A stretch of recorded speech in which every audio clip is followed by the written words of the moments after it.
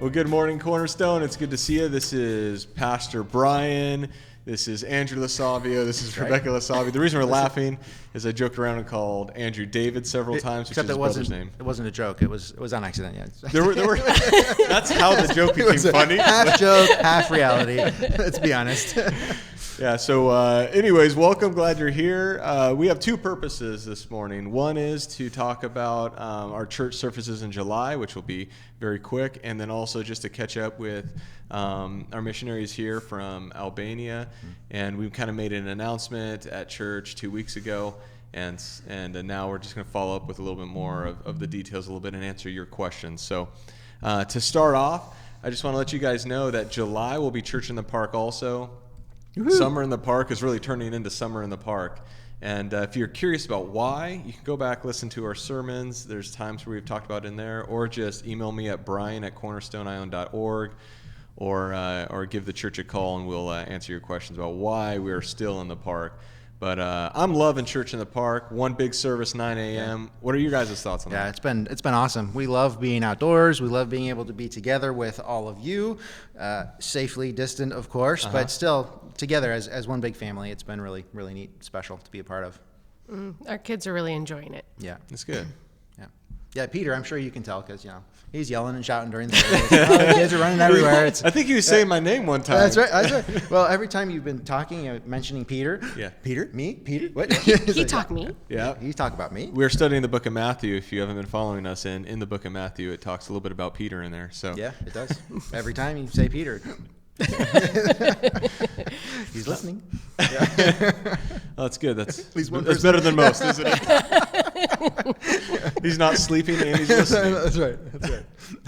All right. Well, the reason people are going to probably watch this video is not because we announced Church in the Park, but because we're talking to some of our missionaries that we've been supporting for a while. You guys are kind of homegrown here. You kind of came from Cornerstone. Yeah. And so one of the first questions that we wanted to ask, that was from somebody from the congregation, was how did you guys know you were called into missions? Like, how do you know God was calling you into that a little bit? And I think this person's curious about kind of like God convicting hearts to go and be active somewhere.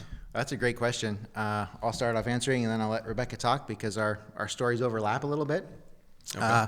For me, we grew up at Cornerstone Church. I've been going here from like 12 years old on.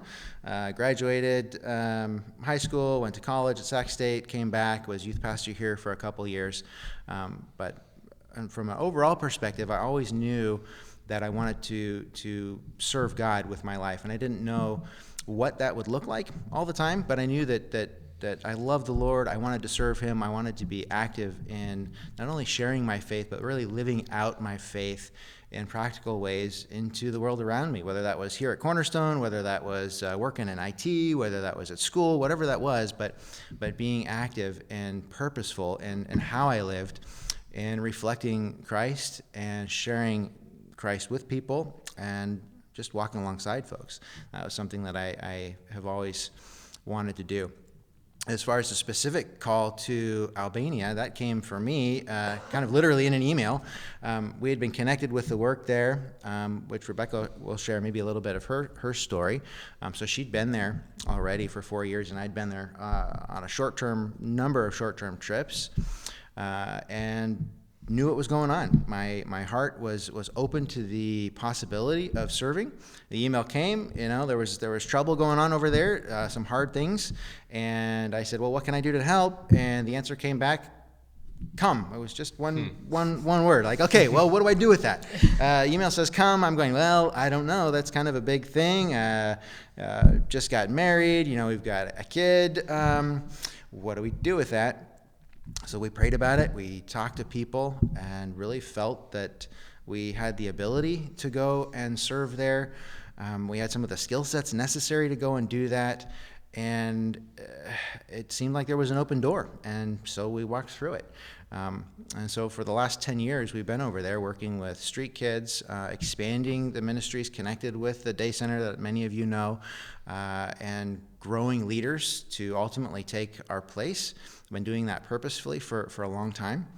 that brings us to this transition. So there's a lot going on in the middle of this transition, but we feel very confident that this is the right decision, and that we've been preparing that way for a long time as we've worked with people over there. But the initial decision for me was fairly simple. Black and white, will you come? Yes, I think we can, we should go and support those ministries and do that with this portion of our life. For Rebecca? I was impressed from a fairly young age. There's a verse in Luke that to whom much has been given, much is expected. And I knew that I was given the extreme privilege of being born into a home that knew the Lord, that loved us, that cared for us well. My extended family has a quote, I think it's from Kierkegaard, that basically it matters a great deal. It matters a great deal down whose chimney you happen to have been dropped. And, and I knew I'd been dropped down a very a really fortuitous chimney, and that I had something to give because of that. I knew that not all children are born into homes that know how to care for them and love them and share the love of the Lord with them the way that mine did, and that meant that I had a greater responsibility, that I had something to give that others needed. And so my heart for kids who don't know that anybody loves them was grown and developed throughout my growing up years. And then as I had some experiences with some short-term missions in Romania and Mexico, places like that, I really felt the Lord asking me, will you go? And I didn't know initially what that meant, where, to whom, how, but I eventually over time saw how God was putting all these different pieces of my experience and life together to shape and mold this experience that he had for me. And so when he initially asked, will you go, it was really just that, will you go? And where and when and how all came after the willingness to just go. And so eventually it took some soul searching. It wasn't a simple instant decision, but I also when I accepted the Lord at 8, I remembered thinking, like, am I willing to do whatever God has for me in my life? How can I know what that is now as I'm choosing to follow him? But I also knew there's no other way. If I want to serve the Lord and if I want the best that God has for me, then I have to be where God wants me to be. And so that ultimately led to going and beginning to search. And he, for a time, placed multiple missionaries and situations in my life that were only about Albania. It became very obvious.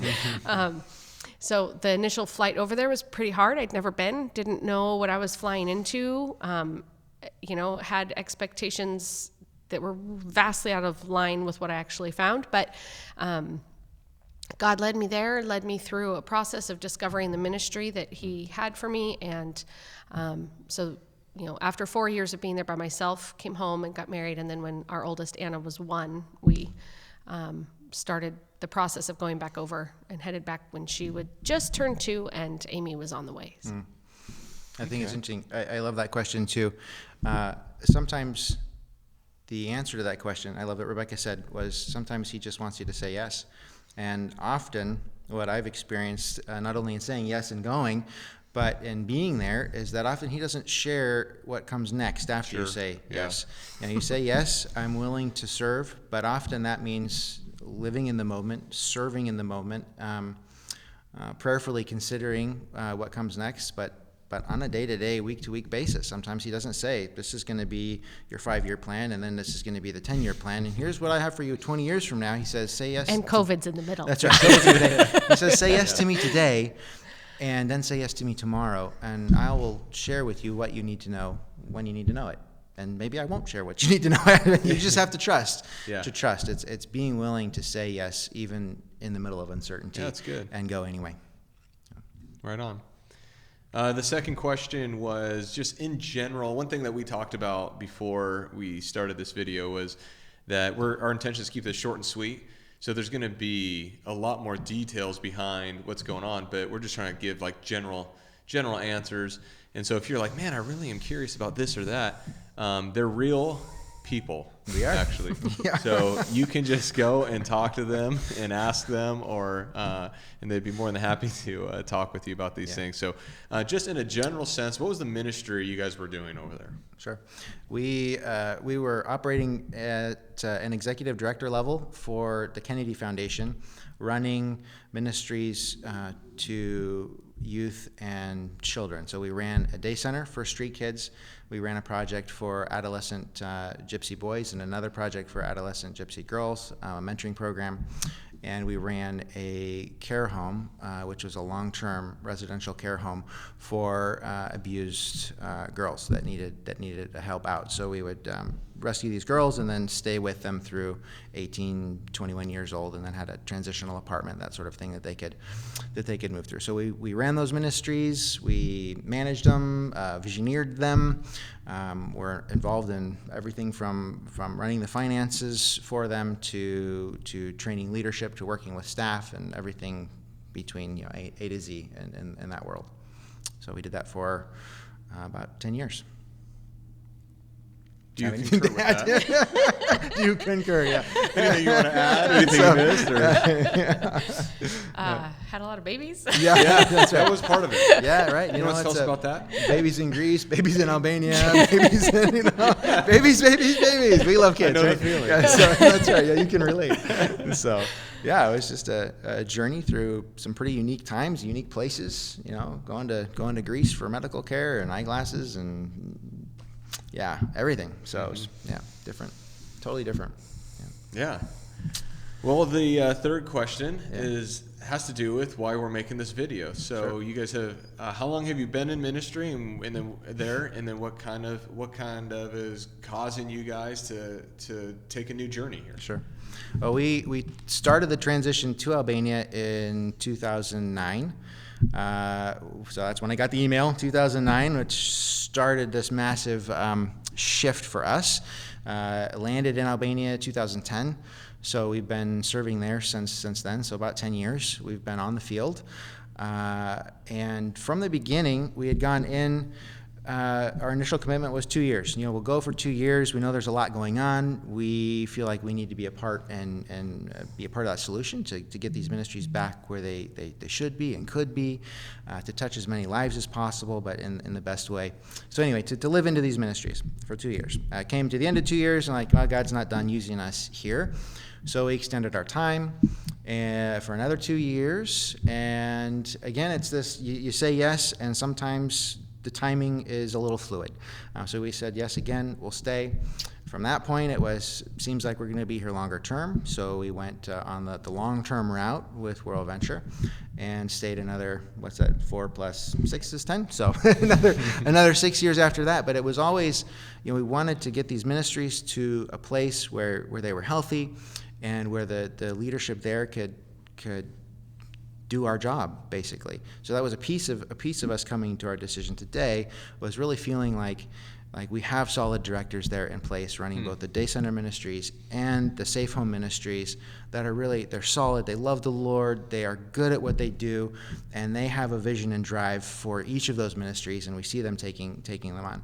We also came to a place in our own lives where we felt like God was saying this chapter is closed, both from almost every front, for health reasons, for emotional reasons, for educational reasons, for our kids. It was just kind of every door we started, poked our heads down. Is this time to transition back to the States? The answer was yes. That process was long. It wasn't like Rebecca and I just woke up one morning and said, okay, we're done. It was done very prayerfully. It was done in communication with our directors and people who know and love us, know the ministries, have known the ministries for a long time, both within World Venture and on the field in Albania. And so it was a process that we went through where we were looking at where are we best used, how has God wired us to be, and how does that all fit with where our family is, with who we are now, with where the ministries are. And God was saying, it's time to transition. It's okay to pass this baton off to these dear people in Korcha.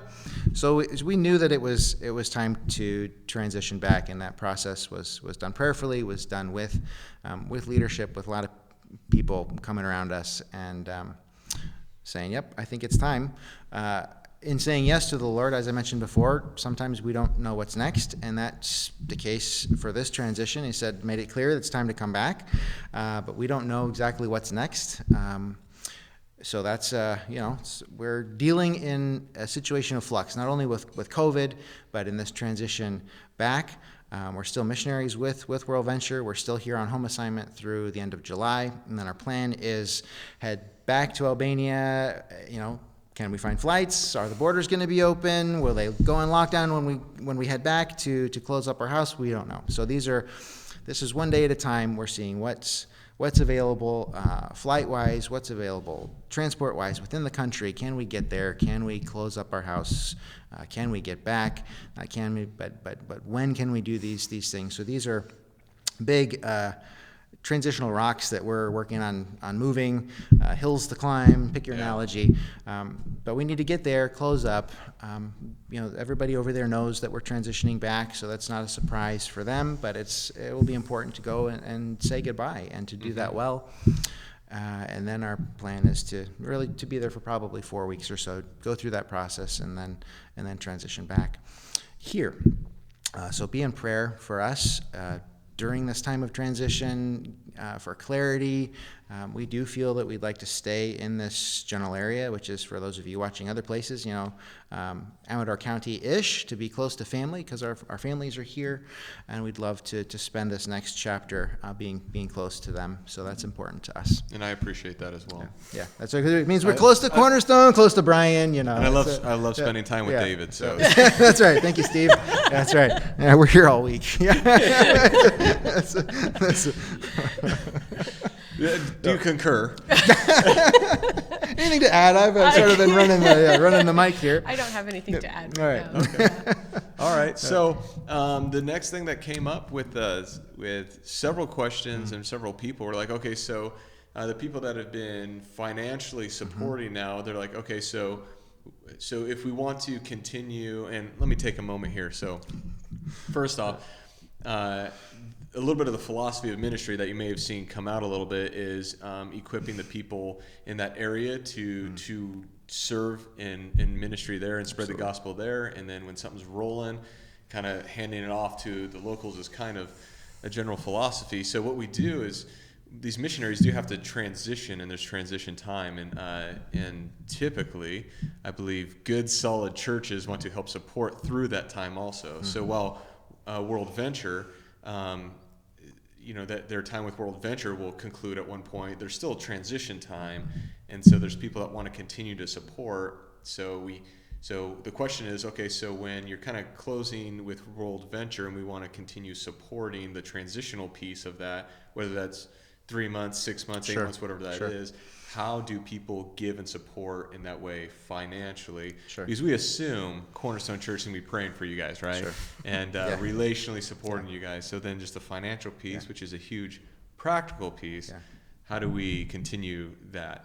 Well, for the time being, I think there's 2 phases to that. So for now, we're still on support with World Venture. So if you're giving to World Venture, you're giving to Cornerstone for World Venture, keep doing that. We're still, full-fledged missionaries, and we're going to be going back and then starting that transition. Once that transition happens, that'll be partly a decision of the church as far as how to handle that. There isn't a system, from on World Venture side to receive funds at that point and redirect them to us. We'll be done. So that's, how does the church want to come alongside us financially, nitty gritty? That'll be a decision for the elders, for the body, to figure out what that looks like. So I would suspect there'll be more communication in the future on. Are you asking me a question? I'm asking you a question, so Bryan, so some of that we don't know yet what that will look like. We really appreciate the question. I would say stay tuned. Yeah. As we step by step go through the transition, as timing will become clearer, and big piece of this transition is the job hunt. Right. So. Yeah. Where will we end up? What'll I find is work, and is that in a church? Is that in direct full-time ministry, or is that on the secular side? So these are questions that we're grappling with and working through, and prayerfully considering the future. So that's where we're Taking ideas. So if you're hiring, that's right. Yeah, shoot me an email also. yeah. So I'd like that answer. So from what I understand, if I heard you correctly, for now, whatever people are doing, keep doing it. Keep doing it. And that when it comes it. time where that's going to change, it's going to be kind of the church communicating for our resources and stuff. Hey, this is what we recommend now. Yes. So given this way, and so there will be an update down the road on how to continue that because I have not officially talked to the other elders, but I assume our goal is to help through that transitional period. So we're gonna be there. And so thank you for answering that. And it's also thank you. Go ahead. I was just saying it's encouraging that like those things come up. You know, when we stopped meeting here because of the coronavirus, I got flooded with people saying, "Hey, like, how do we keep supporting the ministries that Cornerstone's doing?" And for me, like, that's the awkward conversation you never want to have. So when people are prodding, like, "Hey, how do we do this?" Right. And same thing with you guys. We could say 3/4 or 2/3 of our questions were about like how do we continue supporting them and make sure they're taken care of. So. And that's fantastic. We love being a part of this body. This is our home church. And so we appreciate the question because it means that there's people out there that love us and want to see this transition go well for us. And that means a lot. It means a lot knowing that you guys are out there praying for us and supporting. So thank you. All right. And then one spur of the moment last questions. We did not go over pre-video. That's right. What has been some of the nicest or most exciting or most memorable moments of just being back for the last, how long have you guys been back? We've been in Amador for about 10 months. Since Labor Day. Yeah. Okay. So what have been kind of some of the most exciting, refreshing, good times, or just something that comes to mind? Well, there's been a lot of up and down, honestly. The good part, you have to understand that this transition for us is it's different in the sense that we feel like we've left home. Home is Albania now, and been dropped into a place where we need to relearn. So we need to relearn or adapt to cultural differences, church differences, driving differences, music. I mean, everything is different. So they call it it's a reentry process or reacculturation process. So some of that's good, some of it's really hard. The good parts, I mean, it's fantastic being near family. We love being near family. I mean, my brother, my sister, my brother-in-law, both sets of grandparents, it's just fantastic. So for me, that's been probably the biggest blessing is just being able to share in those relationships again. Being able to share in some of the relationships that I had here, 10 years ago and just start rebuilding some of that. That's been really special. Some of the easier stuff is, Amazon's awesome. You mean I can click a button and have something dropped off at my house the next day? What? It's usually I have to plan 6 months ahead and have it sent with a team. This is just so simple stuff like that we're not used to and really enjoy that ease of life. So, how about you? Well, sort of along those lines, we've discovered a whole world of online used books, so they're cheap, and and the library. We love our books, and especially one of my kids. I just need to know that I have access to books when the library was closed completely during COVID stuff. Yeah. So, having some of those things that we've missed while we've been gone that we have easy access to is pretty fun. Mm-hmm. It's possible we've had a little too much access to ice cream. There's the COVID-19 going on over here. So family, ice cream, and internet. Family, ice cream, online ordering. Library, That's right. All right. Well, right on. Hey, I really appreciate you guys coming in this morning and doing this. I know that people appreciate it. And like I said before, this is supposedly short and sweet video. And so, find them before or after services or email or call or whatever and just ask them the questions. They're pretty friendly. And feel free, if we had a conversation with you last time we were home or when we first got here and we're still dazed, feel free to reintroduce yourself because it's possible we don't remember. even if you haven't introduced yourself before, do it anyway. Come on over. We're here. We want to build community here, and that means getting to know all of you better. Yeah. And so we would love to spend some time talking and over coffee or over a rack of ribs on the barbecue, whatever it is.